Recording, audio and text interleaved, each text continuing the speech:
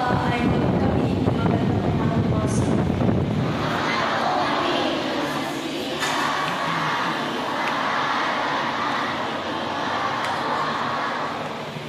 Ang pagmahal na Ama, kami ay nagpapasalamat sa pagbibigay mo sa amin ng iyong anak na si Jesus bilang kapatid at kaibigan.